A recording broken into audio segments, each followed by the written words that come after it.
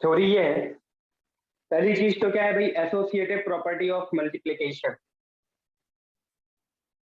Associative property of multiplication.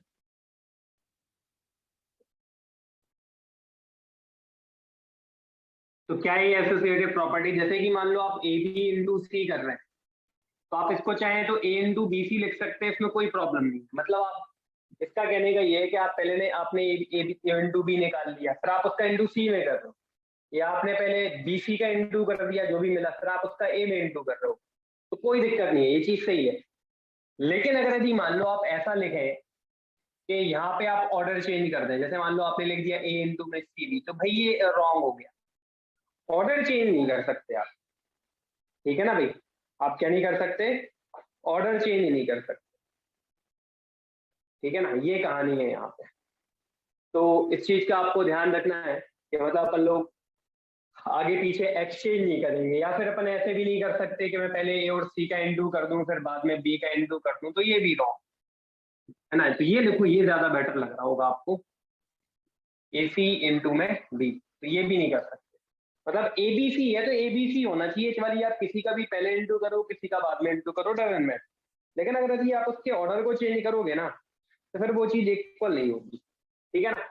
तो ये अपनी हो गई पहली प्रॉपर्टी। सेकेंड है डिस्ट्रीब्यूटिव प्रॉपर्टी, जो कि काफी सिंपल भी होती है। डिस्ट्रीब्यूटिव प्रॉपर्टी,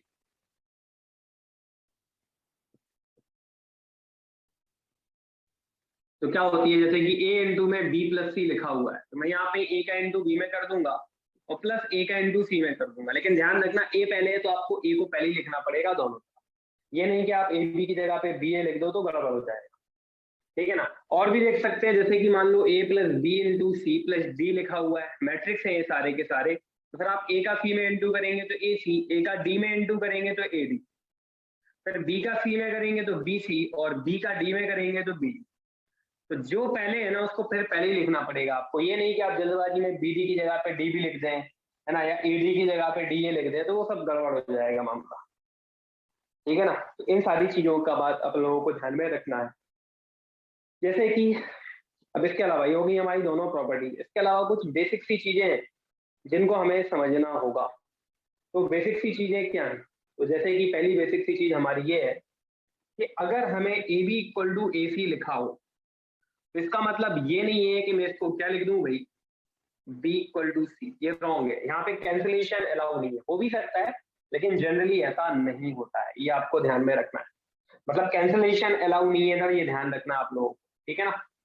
तो ये वाली बात ध्यान रखें। जबकि एडिशन में और सब्ट्रैक्शन में हमने क्या देखा था, कैंसिलेशन अलाउड था, लेकिन यहाँ पे ऐसे नहीं कर सकते कि ऐसे मैट्रिक्स निपट गया। नहीं भाई, ऐसा अपन लोग नहीं कर सकते, इस बात का और ध्यान रखना है यहाँ पे। मतलब कैलकुलेशन जो है, कैंसिलेशन जो है वो अलाउ नहीं है, ठीक है ना? दूसरी चीज ये है कि मैं अगर इसी चीज को चाहूँ तो ऐसे भी तो लिख सकता हूँ कि A B minus A C equal to में जीरो, यानी कि ओ, है ना, जीरो नहीं ओ लिखेंगे, तो ये तो सही है। अब मैं ए कॉमन ले लूँ तो B minus C equal to में ओ हो गया। तो इसका मतलब ये नहीं है कि मैं इसको ये लिख दूं कि कैपिटल ए बी ओ है, या फिर B minus C equal to में ओ है, जिसको मैं चाहूं तो क्या लिख सकता हूँ, बी इक्वल टू सी लिख सकता हूँ। तो मैं ऐसा भी नहीं लिख सकता, ऐसा हो भी सकता है लेकिन जनरली ऐसा नहीं होता है। मतलब अगर यदि मान लो ये लिखा है, फिर मैंने उसको ऐसा लिख दिया कॉमन लेके, है ना, और इक्वल टू में क्या आ गया, ओ आ गया, तो इसका मतलब ये नहीं है जैसा अपन 10th क्लास में करते थे कि दो चीजों का प्रोडक्ट जीरो है, या तो ये जीरो या फिर ये जीरो। तो इधर ऐसा नहीं होता, हो भी सकता है लेकिन जनरली ऐसा नहीं होता कि कैपिटल ए ओ हो या B minus C equal to ओ हो, मतलब बी इक्वल टू सी हो। ओ मतलब जीरो, है ना, ये आपको पता होगा ना, पता होना चाहिए, ठीक है? तो ये डज नॉट इम्प्लाई का मतलब यही होता है कि ऐसा जनरली नहीं होता, ठीक है? आगे बढ़ते हैं। तो ये कुछ चीजें हो गई, ठीक है? तो सर इसी ये प्रॉपर्टी से ओ है रिलेटेड जो जीरो। मैंने यहाँ पर लिखी, ओ है ओ, इसी से रिलेटेड अपन लोग जैसे A B equal to O लिखा हुआ है, तो यहीं पे मैं इसी बात को ऐसे लिख सकता हूँ कि ए इक्वल टू ओ और बी इक्वल टू ओ, मतलब ऐसा नहीं होता। अगर A B equal to O दिया हुआ है तो जरूरी नहीं है कि ए और बी दोनों के दोनों ओ हो जाए, या दोनों में से कोई एक ओ हो जाए, ठीक है ना? इसका एक एग्जाम्पल भी देख सकते हैं अपन लोग, ये वाली चीज का, ठीक है ना? तो इस चीज का एक एग्जाम्पल देखो आप लोग, ये थर्ड जो मैंने लास्ट वाला आप लोगों को लिखवाया हुआ है, इसका एग्जाम्पल देखो। जैसे कि मैंने ले लिया कैपिटल ए इक्वल टू में क्या भाई, हाँ 1 1 2 2, ठीक है ना भाई। और b इक्वल टू मैंने ले लिया भाई 1 -1 और -1 और 1। अब आप यहाँ पे ए बी और बी ए निकालो, आप लोग खुद निकाल के देख लो क्या क्या आ रहा है। निकालो जरा ए बी कितना आ रहा है। ए रखोगे 1 1 2 2 और बी रखोगे तो कितना हो जाएगा 1 -1 और -1 और 1। सॉल्व करो जरा भाई, फर्स्ट रो का फर्स्ट कॉलम में करेंगे तो 1 का 1 में किया 1 और 1 का -1 में -1, देख ही रहा होगा 0 आ रहा है। इधर भी फर्स्ट रो का सेकंड कॉलम में तो 1 का -1 में -1 और 1 का 1 में 1। अब सेकंड रो का फर्स्ट कॉलम में तो 2 -2 और सेकंड रो का सेकंड कॉलम में तो -2 + 2। तो देख सकते हो ये सारी चीजें क्या हो रही है 0 0 0 0। इट मींस मैं इसको क्या लिख सकता हूँ O, A B equal to O आया। तो आप खुद देख लो क्या ए या बी में से कोई ओ है, मतलब 0 है नहीं है, खुद देख सकते हो। समझ में आ गया ना। ये प्रॉपर्टी यही कहना चाहती है कि अगर ए बी 0 है मतलब ओ है, नल मैट्रिक्स है, तो जरूरी नहीं है कि कैपिटल ए या कैपिटल बी में से कोई एक नल मैट्रिक्स हो भी सकता है लेकिन जनरली ऐसा नहीं होता, ठीक है। सर हमें अभी तक ये मल्टीप्लिकेशन नहीं आया सही से, दोनों का मतलब कौन कौन सा मल्टीप्लाई आपस में करके ऐड करते थे। फर्स्ट रो का फर्स्ट कॉलम में, फिर फर्स्ट रो का सेकंड कॉलम में, जैसा रिटर्नमेंट में करते थे वैसे ही करना है। डीपीएस लगाओ ना, डीपीएस लगाओगे तो सब समझ में आ जाएगा धीरे धीरे। और डिटर्मिनेंट का आगे ये क्यों नहीं आया यार, ये तो बड़ा सिंपल सा थोड़ा सा होता है। क्वेश्चन करके देखे थे क्या शिवांग तुमने? जब तक क्वेश्चन नहीं लगाओगे तब तक क्लियर नहीं सर होंगे। फर्स्ट रो का फर्स्ट कॉलम में, फर्स्ट रो का सेकंड सारे कॉलम कॉलम में करेंगे पहले। फर्स्ट रो का फर्स्ट कॉलम में किया तो 1 का मतलब फर्स्ट रो का फर्स्ट कॉलम में किया तो 1 का 1 में 1 और 1 का -1 में तो -1। फिर इनको सॉल्व कर लेते हैं। फिर फर्स्ट रो का सेकंड कॉलम में करेंगे तो 1 का -1 में -1 और 1 का 1 में 1, ठीक है ना। फिर दोनों को ऐड करते हैं जो भी चीज। फिर 2 का करेंगे ऐसे ही। हाँ फिर सेकंड रो का करेंगे। अब कुछ कॉलम तो बचे ही नहीं है यहाँ पे, जितने भी कॉलम होंगे ना उतने का फर्स्ट रो का मल्टीप्लाई हो जाएगा सब में, जितने भी कॉलम होंगे। तो क्वेश्चन कर लो एक बार तो फिर दिमाग में फिट हो जाएगा, ठीक है ना। डीपीएस 1 हो जाएगी तुम लोगों से, 2 भी हो जाएगी। आज मैं देख के बता दूंगा, कल मैं बता नहीं पाया था शायद, है ना। चलो भाई हाँ सर। अगली थ्योरी है if capital A is a square matrix. अगर यदि कैपिटल ए आपका स्क्वायर मैट्रिक्स हो तो फिर क्या क्या थ्योरी काम करती है देखना है। कैपिटल ए आपका स्क्वायर मैट्रिक्स है तो ये सिर्फ थ्योरी जो मैं पढ़ा रहा हूँ ये सिर्फ स्क्वायर मैट्रिक्स में लगेगी, है ना। जैसे कि आप देख सकते हैं, जैसे कि ए की पावर कितना है स्क्वायर है तो मैं इसको ए इंटू ए लिख सकता हूँ, है ना। ए की पावर 3 है तो मैं इसको क्या लिख सकता हूँ ए स्क्वायर इंटू ए भी लिख सकते हो इसको, और ए इंटू ए स्क्वायर लिख सकते हो। लेकिन तभी अपन लोग आगे पीछे कर सकते हैं जब दोनों के दोनों सेम हो। जब दोनों मैट्रिक्स सेम होते हैं ना भाई तो फिर आगे पीछे लिखने में कोई फर्क नहीं पड़ता। तो आप इसको चाहो तो ऐसे लिखो या ऐसे लिखो। ऐसे ही ए की पावर 4 है तो इसको आप क्या लिख सकते हैं ए क्यूब इंटू ए, या फिर ए क्यूब इंटू ए क्यूब, या फिर आप चाहो तो इसको ए स्क्वायर इंटू ए स्क्वायर भी लिख सकते हो। बात एक ही है, ठीक है ना। तो यहाँ पर ये सारी चीजें क्या होंगी सेम होंगी। तो समझ ही गए क्या कहानी है। अब इसी के अंदर अपन लोग देखेंगे सेकेंड प्रॉपर्टी। सेकेंड प्रॉपर्टी ये है कि ए की पावर m है और ए की पावर n है। अगर दोनों सेम मैट्रिक्स है तो यहाँ पे अपनी जो फॉर्मूले होते हैं ना पुराने वाले वो काम कर जाते हैं। मतलब ए की पावर m प्लस n, और m को n बिलोंग्स टू इंटीजर होगा वो तो हो गई यार, उसको लिखने की जरूरत है ही नहीं। लिखना हो तो लिख लो। इंटीजर मतलब पॉजिटिव इंटीजर होना चाहिए यानी कि नेचुरल नंबर, ठीक है ना। नेक्स्ट इसी के अंदर थर्ड प्रॉपर्टी आती है, जैसे कि मान लो ए की पावर m लिख दिया और होल पावर n है तो मैं इसको लिख सकता हूँ ए की पावर m इंटू n। इसमें कोई प्रॉब्लम वाली बातचीत नहीं है, ठीक है ना। तो यहाँ तक सबको कहानी क्लियर हो गई होगी। अब अपन लोग लिखेंगे सम स्टैंडर्ड रिजल्ट। ये काम क्या है,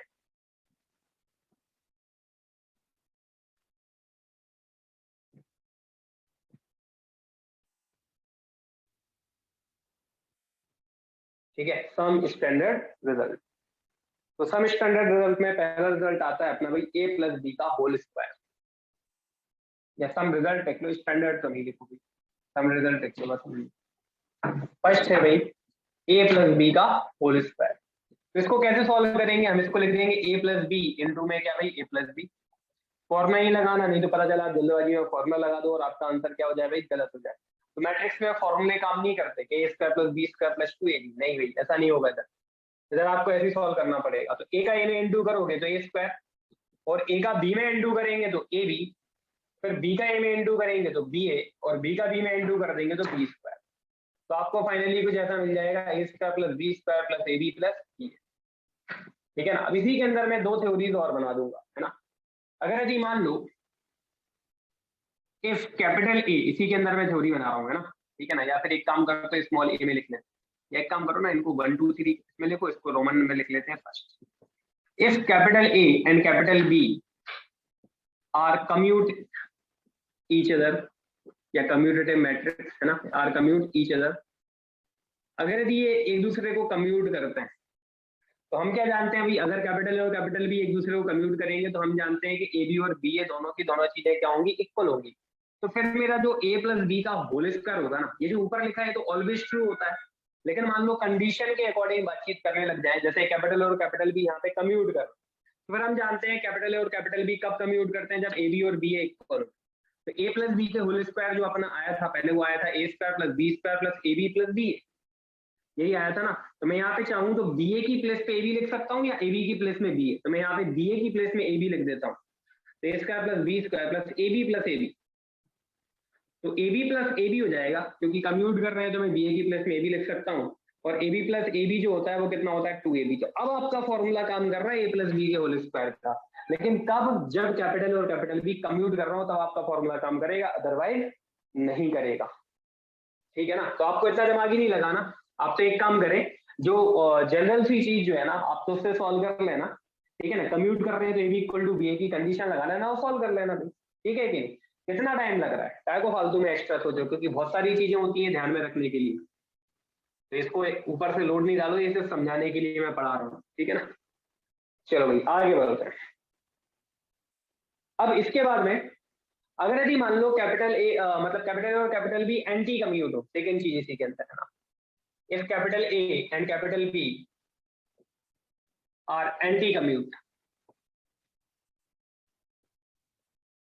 है ना, ईच अदर नहीं लिख रहा हूँ, इसलिए लिख देता हूँ एंटी कम्यूट। अगर ये दोनों एक दूसरे के एंटी कम्यूट है तो हम जानते हैं ए बी इक्वल टू में कितना होगा भाई, माइनस बी ए, या B A equal to minus A B.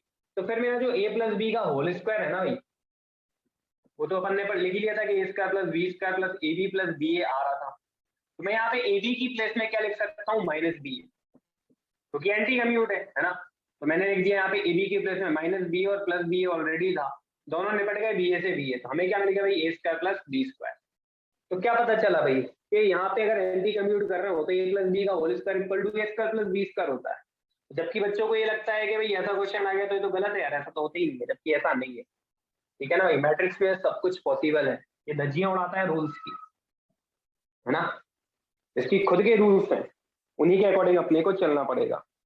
चलो आगे बढ़ते हैं, अगले रिजल्ट की बात करते हैं अपन लोग, ए प्लस बी ए माइनस बी, सेकंड रिजल्ट। वो ए माइनस बी का होल स्क्वायर नहीं पढ़ा रहा हूँ, वो तो आप इसी से बना लोगे, वो तो सिंपल ही है ना।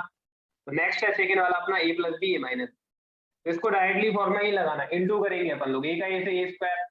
ये क्यों पढ़ा रहा हूँ, इसलिए पढ़ा रहा हूँ क्योंकि बच्चे क्या होते हैं जल्दबाजी में गलती कर बैठते हैं, फॉर्मूला लगा देते हैं, जबकि यहाँ पे फॉर्मूला लग भी सकता है, नहीं भी लग सकता है, नहीं भी लग सकता है, समझ रहे हो ना, कुछ भी हो सकता है, कंडीशन के अकॉर्डिंग सब कहानियां चेंज हो जाएंगी।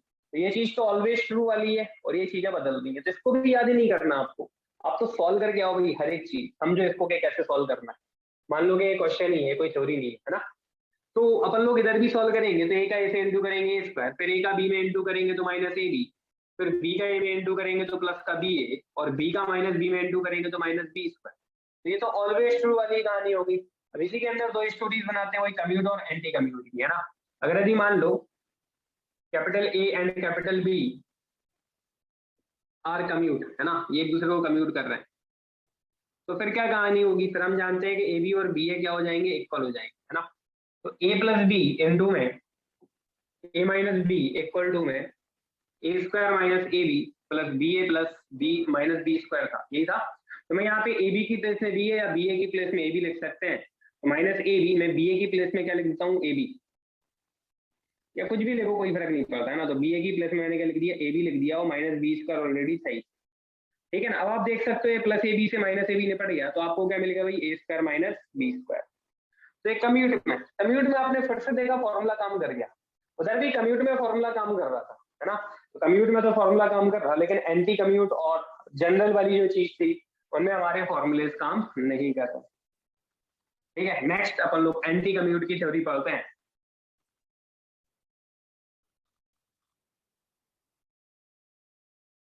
तो सेकेंड चीज क्या है? सेकेंड चीज है कि if capital A and capital B are anti commute,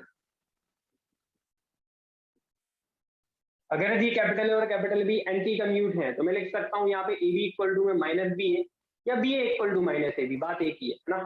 तो फिर जो हमारा फॉर्मूला है वो A plus B into A minus B equal to, जो जनरली ऑलवेज ट्रू है, वो ये वाला है ना। तो हम इसको लिख लेते हैं पहले। तो क्या आया था भाई, ये ए स्क्वायर माइनस ए बी और प्लस बी ए और माइनस कितना बी स्क्वायर, ठीक है। तो मैं यहाँ पे बी ए की प्लेस में माइनस ए बी लिख देता हूँ, ये माइनस उधर ले जाते हैं तो बी ए की प्लेस में क्या हो जाएगा, माइनस ए बी। तो A square minus A B तो ऑलरेडी है ही, तो बी ए की प्लेस में मैंने माइनस ए बी लिख दिया, माइनस बी स्क्वायर। तो मुझे फाइनली कितना मिला भाई, A square minus two A B और माइनस बी स्क्वायर। तो ये क्या है, ये कुछ भी नहीं है, ये कोई फॉर्मूला नहीं है ना, ठीक है। तो बस ये थ्योरी है, तो काफी सिंपल सी थ्योरी है। अब क्वेश्चंस कैसे जाते हैं एग्जाम में, ये आप लोग जो है जब क्वेश्चन करोगे डीपीएस में शीट में तो आपको अपने आप पता चल जाएगा कि यहाँ से कैसे कैसे क्वेश्चन पूछे जा सकते हैं, ठीक है ना। चलो इसको कर लो, आगे बढ़ते हैं।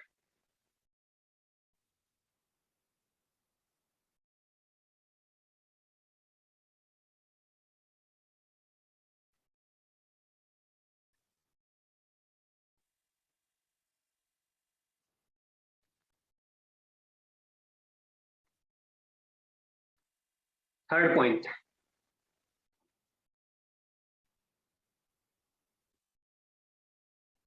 if capital A and capital B are commute, then AB की whole power n equal to में A की पावर n B की पावर n, ठीक है ना भाई। अगर कैपिटल ए और कैपिटल बी क्या कर रहे हो भाई, कम्यूट कर रहे हो, ठीक है ना, तो फिर मैं ए बी की होल पावर n को ए की पावर n इंटू में बी की पावर n लिख सकता हूँ। कैसे, देखो मैं पावर n में प्रूफ नहीं करा रहा हूँ, यहाँ पे ए बी की होल पावर 3 से प्रूफ करा देता हूँ, जिसको मैं लिख सकता हूँ कितना भाई, A B into A B into A B 3 times, simple सी बात है, ठीक है कि नहीं। अब आप यहाँ पे देख सकते हो कि ये बी ए आ रहा है, तो इस बी ए को मैं क्या लिख सकता हूँ, ए बी, लेकिन ये बी ए जो आ रहा है इसको मैंने क्या लिख दिया भाई, ए बी, ठीक है ना, क्योंकि कम्यूट कर रहे हैं। और ये जो बी ए आ रहा है इसको मैं भी चाहता तो ए बी लिख देता, लेकिन मैं भी रुकूंगा थोड़ा सा ना, इसको भी ऐसे ही कैसा रहने देते हैं अपन लोग, और ये ए बी ऑलरेडी है, ठीक है कि नहीं। तो ये ए इंटू ए कितना हो जाएगा, ए स्क्वायर, ठीक है ना, और ये बी इंटू बी कितना हो गया, बी स्क्वायर, ठीक है ना। और लास्ट में कितना बच रहा है हमारे पास, ए बी। तो मैं इस ए बी को क्या करता हूँ, ऐसे कैसा लिख देता हूँ, ए बी का ए बी, ठीक है ना। तो ये मैंने लिख दिया। अब पहले तो देखो मैं यहाँ पे इस ए बी की प्लेस में क्या लिख सकता हूँ, बी ए, क्योंकि वो कम्यूट कर रहे हैं। रुकना जरा, एक मिनट। ये तो ए क्यूब बी क्यूब हो गया ना। यहाँ पे मैं बी ए की प्लेस में अगर ए बी लिख देता तो, रुकना जरा एक मिनट, ये ए बी की प्लेस में मैंने क्या लिख दिया, बी ए लिखता, अच्छा बी ए की प्लेस में मैंने ए बी लिख दिया, तो हो जाएगा ए स्क्वायर बी, और बी ए की प्लेस में मैं क्या लिख देता, ए बी लिख देता, हाँ ये ठीक है। तो ये बी इंटू बी कितना हो जाता है, ये बी स्क्वायर हो जाता, तो ए स्क्वायर, और ये जो बीच वाला बी ए बचा हुआ है इसकी प्लेस में मैं अगेन ए बी लिख देता, और ये B into B B square हो गया, तो ए स्क्वायर इंटू ए हो जाता ए क्यूब, और बी इंटू बी स्क्वायर हो जाता बी क्यूब, तो हो जाता प्रूफ। दोबारा सुन लो, मैंने क्या किया, यहाँ पर a इंटू ए जो है ना वो हो गया ए स्क्वायर, जो बीच वाला b था वो ऐसे ही कैसा आ गया, और जो बी ए था ना मैंने उसको क्या लिख दिया, ए बी, और बी ऐसे ही कैसा लिखा हुआ है, ठीक है कि नहीं। अब इसके बाद में जो हमारे पास ये b इंटू बी था इसको मैंने बी स्क्वायर लिख दिया, और जो बी ए बचा था मैंने उसको क्या लिख दिया, ए बी, तो ए स्क्वायर इंटू ए हो गया ए क्यूब, और बी इंटू बी स्क्वायर हो गया बी। देखो हो गया प्रूफ, जैसे मैंने पावर 3 में प्रूफ कराया सिमिलरली पावर n में प्रूफ हो जाएगा, है ना। तो पावर n में थोड़ा सा लेंथी पड़ता है, समझ में भी जल्दी नहीं आता, इसलिए मैंने पावर 3 लेके करा दिया। और मैं A B equal to B A क्यों लिख रहा हूँ, क्योंकि क्वेश्चन में थ्योरी में दिया हुआ है ना कि ए और बी क्या कर रहे हैं, कम्यूट कर रहे हैं, तो मैं ए बी को बी ए और बी ए को ए बी कभी भी लिख सकता हूँ एनी टाइम, तो मैं इसीलिए ए बी को बी ए और बी ए को ए बी लिखता हूँ यहाँ पे, है ना, ठीक है कि नहीं। तो ध्यान रखना कि जब भी कम्यूट कर रहे हो तो ए बी की whole power N equal to ये होता है ना। कम्यूट नहीं कर रहे हो तो फिर आप ऐसा वैसा कुछ नहीं लिख पाएंगे, ये भी ध्यान रखना। नेक्स्ट, कम्यूट में एक और थ्योरी आएगी, कम्यूट में भी एक और थ्योरी आएगी। कम्यूट में एक और थ्योरी क्या है, कि अगर एक कैपिटल ए और कैपिटल बी कम्यूट कर रहे हैं तो फिर एक और थ्योरी क्या आएगी, देखना ध्यान से सुनना। कम्यूट में हमेशा फॉर्मूले काम कर जाते हैं, कम्यूट में हमेशा फॉर्मूले काम कर जाते हैं, जैसा कि मैंने पहले ही बोला था। तो 4 पॉइंट ये है कि if capital A and capital B are commute, तो फिर से एक फॉर्मूला लग जाएगा और जो कि है बाइनोमियल थ्योरम। अगर कैपिटल ए और कैपिटल बी कम्यूट कर रहे हैं तो यहाँ पे फिर अपन लोग बाइनोमियल थ्योरम भी लगा सकते हैं। जब कम्यूट कर रहा हो तभी लगेगी, ध्यान रखना। अगर कम्यूट नहीं कर रहे तो बाइनोमियल थ्योरम काम नहीं करेगी सर। हमारी बाइनोमियल थ्योरम क्या थी? अच्छा, क्यों काम करेगी? क्योंकि आपने देखा था ना कम्यूट में फॉर्मूले काम कर रहे थे, ए प्लस बी का whole square B, A plus B A minus B का डी, और भी चाहो तो और भी फॉर्मूले आप देख सकते हो, ठीक है ना।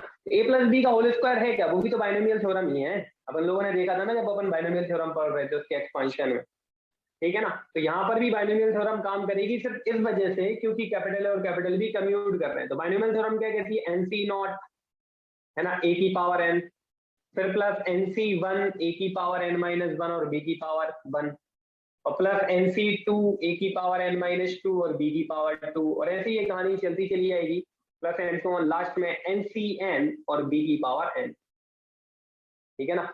अगर हमारे दोनों मैट्रिक्स कम्यूट कर रहे हैं तो यहाँ पे बाइनोमियल थ्योरम काम करेगी, अदरवाइज नहीं करेगी, ठीक है ना। और n belongs to capital N, यानी कि नेचुरल नंबर होना चाहिए, वो तो है ही, मतलब पावर जो है ना n वो नेचुरल नंबर में होना चाहिए, नेगेटिव में भी नहीं होना चाहिए, ठीक है ना भाई। तो कर लो भाई। तो मतलब जहां जहां पे कम्यूट लिखा आ जाए वहां वहां पे आप जो आपने अभी तक बचपन से लेके आज तक पढ़ा वो चीजें काम कर जाती है मैट्रिक्स में। लेकिन जब कम्यूट नहीं करते हैं ये, जब कम्यूट नहीं करते हैं, ऐसा नहीं बोले कि ये कम्यूट कर रहे हैं, तो फिर हमारे कोई भी फॉर्मूला काम नहीं करेगा। तो हमने अभी तक यही देखा है ना। तो कम्यूट होना जरूरी है, तभी ये थ्योरीज काम करती है, ठीक है। तो चलो भाई, सबसे पहले मैं जो क्वेश्चन कराऊंगा वो इसी का ही क्वेश्चन कराऊंगा। तो मैंने कल एक नोट डाल के लिखवाया था कि कैपिटल आई हमेशा हर एक स्क्वायर के साथ, मैट्रिक्स के साथ में वो कम्यूट करता है। तो पहला क्वेश्चन हम इसी का लेंगे, बाइनोमियल थ्योरम का। तो क्वेश्चन है आपका, इफ i प्लस ए की होल पावर 10 इक्वल टू में X A plus Y I, where capital A equal to में 1 0 0 0, फाइंड x प्लस वाई। ये अपना क्वेश्चन है भाई पहला। तो हमने कुछ नोट डाल के लिखा था कल के लेक्चर में। क्या लिखा था कि कैपिटल आई जो है ना वो हमेशा हमेशा किसी भी स्क्वायर मैट्रिक्स के साथ में कम्यूट करता है। अब कैपिटल ए स्क्वायर मैट्रिक्स से क्वेश्चन में दिया है कि नहीं दिया? अभी बिल्कुल दिया हुआ है। ये मैंने कुछ गलत लिख दिया, 0 0 0 कहां से लिख दिया मैंने भाई? 1 0 0 है, यहाँ पे 1 है, ये मेरे से थोड़ी सी गलती हो गई, 1 कर लेना था, ठीक है। तो देखें, तो हमने ये कल ही पढ़ा था कि पिछले लेक्चर में कि कैपिटल आई जो है ना वो हमेशा हर एक स्क्वायर मैट्रिक्स के साथ में कम्यूट करता है। तो कैपिटल आई सबसे पहले तो हम यही लिखेंगे भाई सॉल्यूशन में।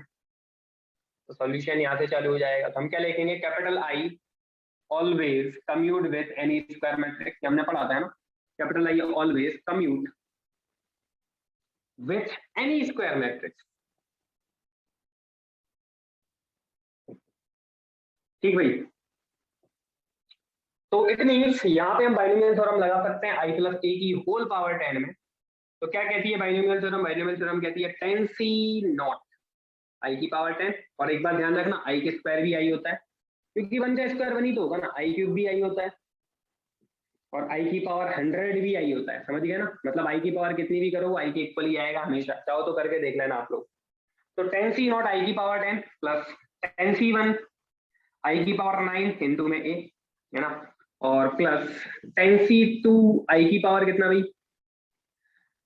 8 ए स्क्वायर, और ऐसी प्लस 10 तो ये कहानी चलती चली जाएगी, और लास्ट में 10 सी 10 और ए की पावर 10, ये कहानी हो गई हमारी, ठीक है ना। तो अपन लोग पहले ए स्क्वायर और ए क्यूब ये निकाल के देख लेते हैं, तभी तो हम क्वेश्चन सॉल्व कर पाएंगे आगे, है ना। तो ए स्क्वायर कितना आएगा, ए क्यूब कितना आएगा, ये देख लेते हैं अपन लोग। सबसे पहले ये निकाल लेते हैं। तो मैं ए स्क्वायर निकाल लेता हूँ, फिर यहाँ पर वैल्यूज रख देंगे। तो ए स्क्वायर हो जाएगा ए इंटू ए, यानी कि 1 0 0 0, अगेन 1 0 0 0। इनका इंटू करते हैं, फर्स्ट रो का फर्स्ट कॉलम में करेंगे तो 1, और 0 का 0 में 0, फर्स्ट रो का सेकंड कॉलम में सारे 0, सेकंड रो का फर्स्ट कॉलम में सारे 0, सेकंड रो का थर्ड कॉलम में सारे 0। जब ए स्क्वायर 0 आ रहा है तो obviously A cube, sorry, A square equal to कितना है? ए बन गया वापस, ये कितना बन गया, a बन गया, तो ऑब्वियसली a क्यूब भी a आ रहा होगा, a की पावर 4 भी a ही आएगा, a की पावर 5 भी a आएगा, निकालने की जरूरत ही नहीं है भाई। It means and so on, a की पावर 10 की जो वैल्यू होगी ना वो भी a ही आ रही होगी। जब a स्क्वायर a हो गया तो भाई a स्क्वायर वही की वही चीज होगी ना। जब आप a क्यूब निकालोगे तो a क्यूब कितना होगा, a स्क्वायर इंटू a होगा कि नहीं होगा। एक a क्यूब को क्या लिखोगे आप, a स्क्वायर इंटू a, और a स्क्वायर की वैल्यू कितनी है, a है, a इंटू ए, और a इंटू ए कितना है, a स्क्वायर, और a स्क्वायर की फिर से वैल्यू क्या है, ये। तो समझ ही गए कि यही आना है, वो तो काय को सॉल्व करें फालतू में, ऐसे a की पावर 4 ऐसे a की पावर 5 सिमिलरली, ठीक है ना भाई। चलो इसको सॉल्व कर लेते हैं, और इक्वल टू वाली चीज मैंने भी लिखी नहीं है, इक्वल टू में इसके क्या है, चलो अब लिख देते हैं एक्स ए प्लस वाई आई, यहाँ पे लिख दिया मैंने ना। तो टेन सी नॉट आई की पावर 10 कितना हो गया 1, लेकिन आई लिखेंगे उसको पहले ना, प्लस टेन सी 1 आई की पावर 9 आई, और आई इंटू ए होता है, आई इंटू ए कितना होता है, ए होता है ना। टेन सी 2 आई की पावर 8 कितना हो जाएगा आई, और आई इंटू ए स्क्वायर कितना होता है, ए स्क्वायर, और ए स्क्वायर कितना है, ए है, वो अपन बाद में लिखेंगे, plus and so on 10c10 और ए की पावर 10, ठीक है ना।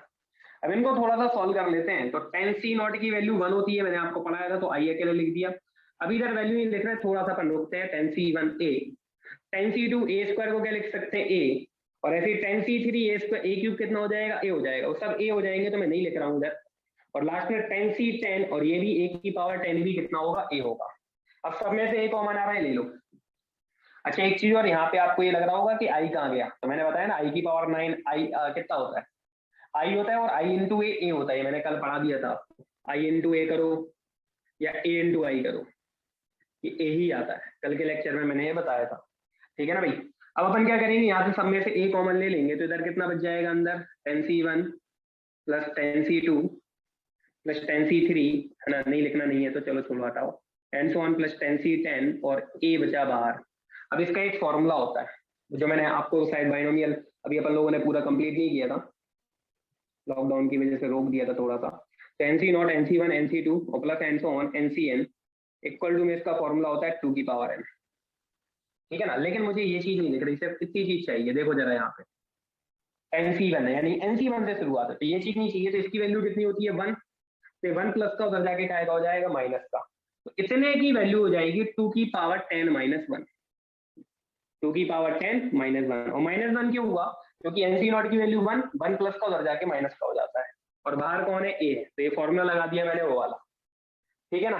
अब यहाँ पे क्या चल रहा है भाई आपका एक्स ए प्लस वाई आई, तो लिख दो यहाँ पे एक्स ए प्लस वाई आई, अब कंपेयर कर लो, या वाई आई पहले लिख दो और एक्स ए बाद में लिख दो, वाई आई प्लस एक्स ए, कंपेयर कर लो, तो आई के इंटू में कितना है 1 है, तो वाई की वैल्यू भी कितनी हो जाएगी 1 हो जाएगी, और कैपिटल ए के इंटू में कितना है यहाँ पे 2 की पावर 10 माइनस 1, मतलब आपके एक्स की जो वैल्यू है वो कितनी हो जाएगी 1024 माइनस 1 कितना 1023।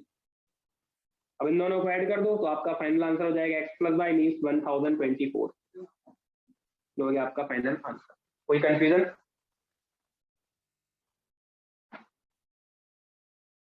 कोई कंफ्यूजन? अच्छा क्वेश्चन था, टफ था, है ना।